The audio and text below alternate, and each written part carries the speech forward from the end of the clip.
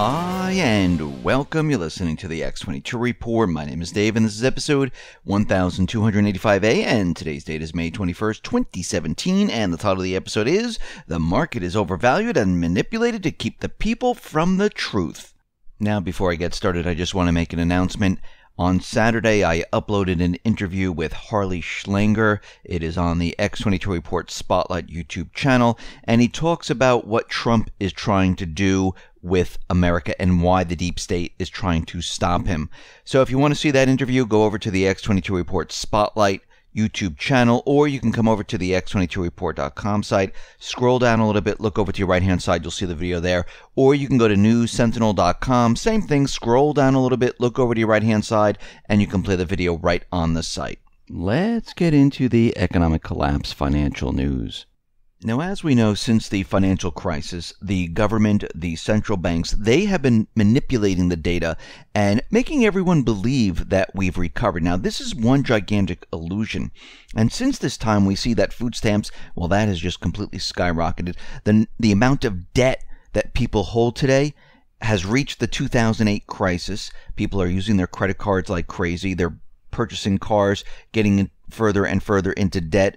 They had to reach down into the subprime market and even below the subprime market to bring everyone back to where we were prior to 2008. Since that time, we noticed that a lot of people, well, they need help from the government because they're not making the same amount they've been making. Remember, a lot of people lost their homes, their jobs, their cars, and even though they have one or two or three or four part-time jobs, or maybe even a full-time job, but making a lot less than they did, they aren't where they were 8 or 9 years ago. They're in a completely different place. Their spending habits have completely changed. Now, a lot of you know what I'm talking about, where you used to be, going on trips, spending a lot of money here and there. Well, we see this has completely changed, and we do have proof of this. We see that retail, as we know, well, that's continually declining. Restaurant traffic continually declining. Actually, we're seeing a lot of stores close. Is this happening in every single part of the country? No, it's happening in many parts of the country. Some parts still see a big surge in the economy, and you have to remember, in those areas, most of the time, it's because of foreigners coming into this country, where they're buying a lot of the speculative real estate, where they are staying in the hotels, where they are eating out and buying goods. But if you move to other parts of the country where you don't have this influx of foreign individuals, you do not see it because the everyday American person, well, they're pretty much tapped out today. And from many different surveys that are out there, we can see that this is absolutely true. And nearly 8 years into this economic recovery, nearly half of Americans didn't have enough cash available to cover a $400 emergency. Now, we've heard this quite a bit, where people are saying that, yeah, we just do not have cash. If something comes up, that's it. And specifically, this survey found out that in line with what the Fed has disclosed in previous years, 44% of respondents said they wouldn't be able to cover an unexpected expense like a car repair or a medical bill, or they would have to borrow money or sell something to meet this unexpected emergency. Actually, when looking at this survey, and if there was some type of an emergency that came up, many of the people, about 45%, said they would go further into debt and use their credit cards just to get by. 27% said, well, I would have to go to my family or my friends and borrow the money so I can meet that expense. And this is what's happening in the country. And when you hear these statistics and you hear what everyone is saying, you then take that and you look at what's happening in retail. You take that and you see what's happening in real estate. And then you start to get a picture of what's really going on. Remember when Credit Suisse was out there and they were saying there was going to be about something like 6,000 to 8,000 stores that were going to close this year? They said we're going to hit about 50 more stores that are going to be declaring bankruptcy. Well, what we're seeing right now is that this is actually coming true. And the other problem, as we know, is there's going to be a lot of retail space on the market. Now, when we look at this, there's going to be about 147 million square feet, or just over 5 square miles of retail space. And this is going to surpass the historical peak of 115 million in 2001. And we know already that there's at least 10 retailers that have declared bankruptcy. I mean, Payless, The Limited, Radio Shack, BCBG, Wet Seal, Gorman's, Eastern Outfitters, Gander Mountain, and there are many more to come.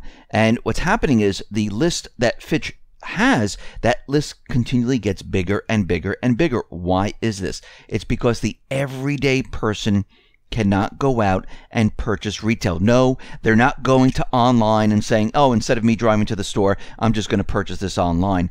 That is not true. Online sales only makes up 8% of total retail. What is happening right now is that everything got overexpanded. People haven't received those high-paying jobs. Some people, as we know, over 100 million, they can't even find jobs, and they're still looking for jobs, and they've never given up looking for jobs. And some of them might have taken a part-time or two part-time just to get by. But by doing this, they don't have the funds to go out and purchase these homes, to purchase goods, to do anything like they've done before. So things are rapidly changing right now.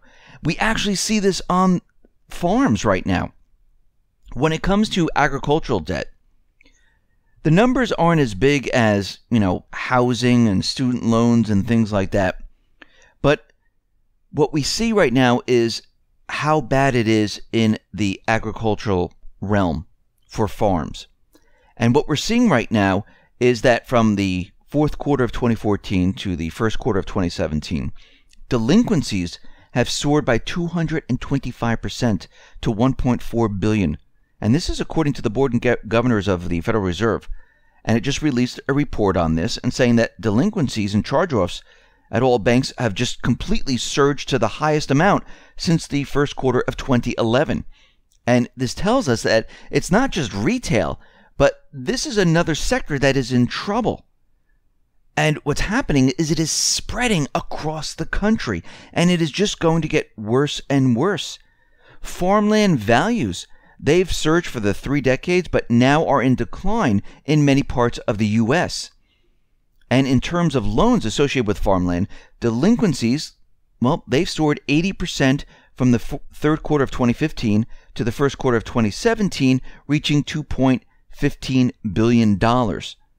So what we're seeing now is a breakdown, not just in retail, not just in manufacturing. It's in farmland, agricultural. We see it spreading across to many other industries in the United States, and it is just getting worse. And of course, what they're doing is they're distracting everyone and making you look at the stock market. Look at the S&P 500, look at the NASDAQ, look at the Dow. Everything's going up. Everything should be fine. And most of these companies are reporting that, well, we don't see a positive future moving forward. We see things actually breaking down. Now, the S&P 500 is overvalued on 18 of the 20 valuation metrics. But of course, when you see the S&P 500, when you see the Dow, when you see the NASDAQ, they're in the corporate media, they're just telling you how great it is, how fantastic the economy is doing, because look how high the market is. So why is the market so overvalued? Why are we seeing the same thing that we've always seen? Because the central bankers have complete control over the market. They manipulate it. Just like in 2015, 2016, nothing has changed in 2017. No matter how many events there are, no matter what happens in the world, yes, the market goes down a little bit, then all of a sudden it shoots right back up. Isn't that amazing? And the market continually moves up even when bad earnings come in. Even when companies say we don't see any positive outlook in earnings and growth and sales. Even when there are retail stores that are closing down like crazy and they're going bankrupt. Even when housing is declining, mortgage applications are declining. It's strange. The market just continually moves up. Why is this? Because it's all manipulated. And when I mean manipulated, I mean all they do is push a button and it goes up. They feed free money into the banks. They dump it into the market. They take the money back out. They put it back in. They keep manipulating the market any way they possibly can to keep this system going. Because what they want to do is they want to bring it down. They want to make sure that they have everything set up. They want to make sure they make as much profit as possible and make sure they destroy as many people as they possibly can, because this is the wealth transfer. This is what they've been doing for a very long time. It's just pretty much out in the open now. And this next crash is going to happen in one or two ways.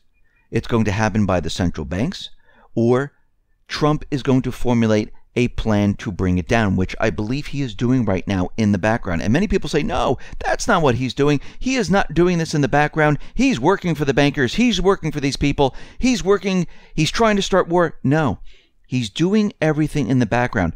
Yes, it would be great if he just came out and said, listen, I'm bringing down the system. I call the central bankers out. I call you out. I call this out. That's it. What do you think the deep state would do to him in a split second? They would get rid of him. Yes, he needs to do things behind the scenes. He needs to do things covertly. And this is what the deep state is worried about. This is why you see this battle out in the open right now. This is why the corporate media, which is the mouthpiece of the deep state, this is why they're attacking him so much, trying to bring him down. And they're continually pushing and pushing and pushing. They will not let up, because they understand if he gets his way, if he sets everything up and brings the economy down, they are finished. Because what has he done? He has cut off their funding. If you cut off their funding, actually the corporate media just completely dies, because they're being funded by the CIA. If they cut off their funding, they don't have control over countries anymore. And this is exactly what is being maneuvered right now behind the scenes. I'm going to be talking about it a little bit later in the next report. But we can see how this is all being done, what is happening to the economy. The economy is destroyed right now, and everyone needs to be ready and prepared for what is coming, because what is coming is going to be nothing that we've ever seen before, because we are on the downside of this fiat system where wages are declining, where interest rates continually have to go lower, where businesses are closing up shop. There's no 18% CDs like in the beginning of the system. It's on the opposite end now, and it's just going to get worse and worse and worse. So get prepared. Listen, everyone, thanks a lot for listening. Be well, be safe, and especially be prepared. Thanks a lot.